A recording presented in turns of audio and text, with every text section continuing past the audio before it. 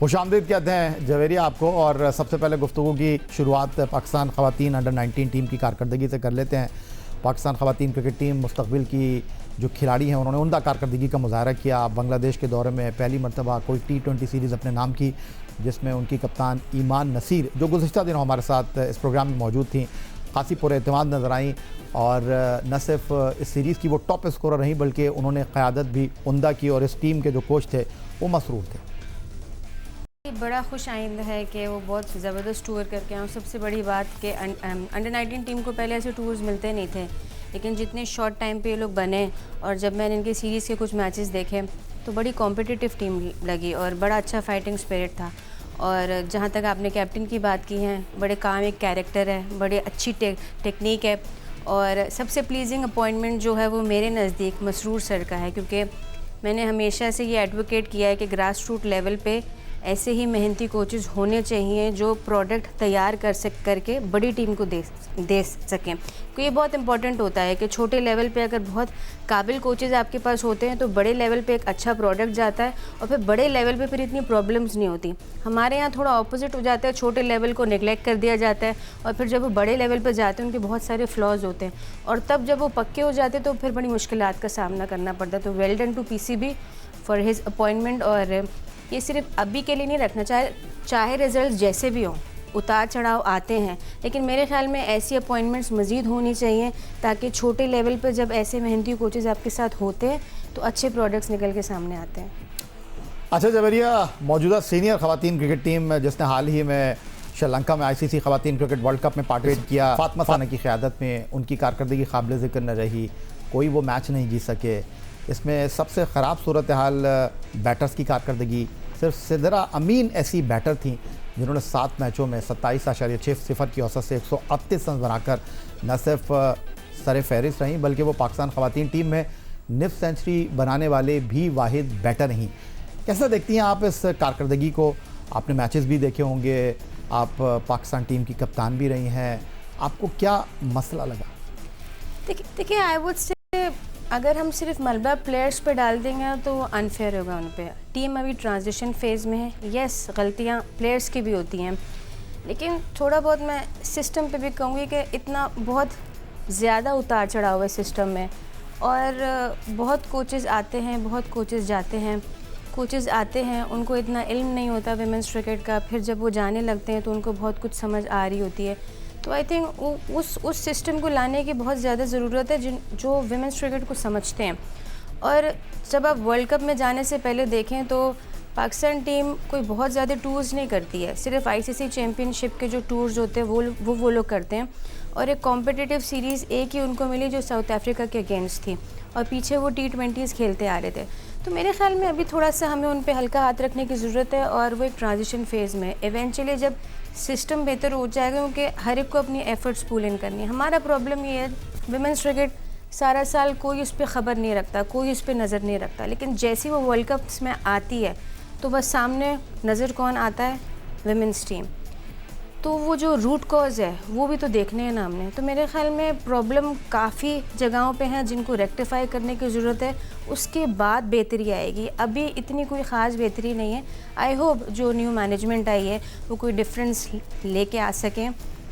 और वसीम सर भी जो थे उन्होंने काफ़ी ज़्यादा टीम के साथ मेहनत भी की, कुछ रिज़ल्ट ऊपर नीचे भी थे, प्लेयर्स एम्पावर हुए, लेकिन अभी थोड़ा सा टाइम लगेगा इनको आने में। जवेरिया, हाल ही में आप अबू धाबी में मौजूद थी कोयटा कैवलरी के लिए और टीम डायरेक्टर का ओहदा दिया गया था। यासिर अराफात पाकिस्तान के टेस्ट ऑलराउंडर कोच थे और नदीम उमर साहब जो कि पाकिस्तान सुपर लीग की फ्रेंचाइज कोयटा ग्लैडिएटर को रन करते हैं, बतौर चेयरमैन उनके साहबजादे हसन उमर आपकी टीम को रन कर रहे थे। आई थिंक बड़ा हम्बल और बड़ा वैल्यूबल एक्सपीरियंस था। जिन 2 शख्सियात के आपने नाम लिया, नदीम सर और हसन उमर, उन्होंने बहुत बैक किया, बहुत एम्पावर किया और वहाँ काम करने का मज़ा भी आया क्योंकि उन्होंने आपको पूरा बैक किया जो डिसीजंस आप लेना चाहते हो। तो एक म्यूचुअली टीम एफ़र्ट था और बड़ा ज़बरदस्त था हमारा ये टूर रहा। हाँ, जो रिज़ल्ट हम एक्सपेक्ट कर रहे थे, जिस तरीके से हम लोग जा रहे थे, हमने थोड़ा सा रॉन्ग टाइम पे मोमेंटम लूज़ किया और जो एक्सपेक्टेशंस हमारी थी वो हम अपनी एक्सपेक्टेशंस पे हम खुद पूरा उतर नहीं पाए। लेकिन पहली दफ़ा के लिए जाना और जिस तरीके से सबके साथ फ़ाइट आउट करना, वो बहुत अच्छा एक्सपीरियंस था। देखें, अब तो आपसे ये सवाल बनता है, सवाल किया जा सकता है, क्योंकि अब तो आपने T10 लीग में कोयटा कैवलरी को टीम डायरेक्टर की हैसियत से जो है वो सर्व किया है। बाबर आजम के बारे में आप क्या कहेंगी? बाबर आजम की after a very long time Pakistan T20 format में वापसी हुई है। आज उनका दूसरा मैच था बिग बैश में, आज एक बार फिर वो जल्दी आउट हो गए। बाबर आजम, आपको लगता है कि पाकिस्तान के लिए तीनों फॉर्मेट में ज़रूरी हैं, या आपको लगता है कि नहीं, किसी एक फॉर्मेट से बाबर आजम को जो है अपनी क्रिकेट को लंबा करने के लिए अलग हो जाना चाहिए? आई थिंक अगर बाबर आजम जैसे कोई 2-3 प्लेयर्स होते तो फिर मैं ज़रूर ये कहती कि वो एक फॉर्मेट छोड़ दें या 2 फॉर्मेट खेलते, लेकिन पूरी दुनिया बाबर आजम की बात करती है कि कितना वो वैल्यूबल प्लेयर है। बस एक पाकिस्तान में बाबर आजम पे इतना डाउट किया जाता है क्योंकि अभी फ़र्ज़ करें वो लीग क्रिकेट खेलने गए हैं, इंजॉयमेंट का एलिमेंट शायद नहीं होगा क्योंकि पूरा पाकिस्तान देख रहा है, तो कहीं ना कहीं माइंडसेट को उनकी बहुत रिलैक्स होने की ज़रूरत है। लेकिन जितना पीछे 1-2 साल में वो ऊपर नीचे हुए, अंदर बाहर हुए, थोड़ा सा टाइम लगता है वापस आने में, लेकिन वो बहुत एक क्वालिटी का प्लेयर है और पाकिस्तान ने ऐसे बहुत कम प्लेयर्स को प्रोड्यूस किया है। तो अगर बाबर के ऊपर नीचे हालात में उसके साथ रहें, हमारा अलमिया हमारे मुल्क का ये है कि हम लोग सुपरस्टार्स बहुत कम बनाते हैं। अगर हम अपने हमसाए मुल्क में देख लें, उनका नया बच्चा भी जो आता है वो बड़ा उसको ब्रांड बनाने की कोशिश करते हैं। तो अगर हम एज ए नेशन अपने हर प्लेयर को एक ब्रांड बनाने की कोशिश करें तो मेरे ख्याल में बाबर जैसे बहुत सारे प्लेयर सामने आ सकते हैं। देखिए, मैं पाकिस्तान क्रिकेट को तो चला नहीं रहा, लेकिन पाकिस्तान क्रिकेट को बेहतर तौर पर समझता हूँ, जानता हूँ। आप पाकिस्तान ख़वातीन क्रिकेट में प्रैक्टिकली इन्वॉल्व रही हैं, टीम को लीड किया है, ग्राउंड में खेली हैं, प्रेशर क्या होता है, ड्रेसिंग रूम में क्या माहौल होता है, वो पर्सनली आप जानती हैं। तो यहाँ पर अगर इस प्लेटफॉर्म पर मैं आपके सामने सवाल रखना चाहूँ कि क्रिकेट बोर्ड अगर आपको जिम्मेदारियों के लिए मदऊ करेगा, आर यू रेडी? पता नहीं ऐसा सिनेरियो आता है कि नहीं, क्योंकि मेरा आपको यकीन नहीं आया मेरे सवाल के ऊपर कि आपसे पूछा जाएगा, आप जिस तरह हंसी। नहीं, बात ये नहीं, एक्चुअली मेरे माइंडसेट में ना, मैं एक्चुअली सिस्टम पे हमेशा कहती हूँ कि सिस्टम को बहुत बेहतर होने की ज़रूरत है। नहीं, इस सिस्टम में ही तो है नदीम उमर जो कोयटा ग्लैडिएटर चला रहे हैं, उन्होंने आपको डायरेक्टर क्रिकेट बनाया। हाँ जी, तो मैं उनके साथ काम कर रही हूँ, उन्होंने बड़ा एम्पावर किया। और मैंने पहले भी जब आपके प्रोग्राम में आई थी, आपने जब मुझे कहा था, तो मैंने कहा था अगर कोई ऐसी पोस्ट आती है या ऐसा कोई काम आता है जिसमें मैं अपनी राय दे सकूँ तो मैं ज़रूर उसको करने की ख्वाहिशमंद होंगी, लेकिन जहाँ पे मेरा अपना इनपुट होगा। यानी आप उन लोगों में नहीं होंगी, क्रिकेट बोर्ड जिनको बुलाता है, क्रिकेट बोर्ड को नहीं पता होता कि उनसे काम क्या लेना है, और जो लोग क्रिकेट बोर्ड में जा रहे होते हैं उनको ये नहीं पता होता उन्होंने काम क्या करना है।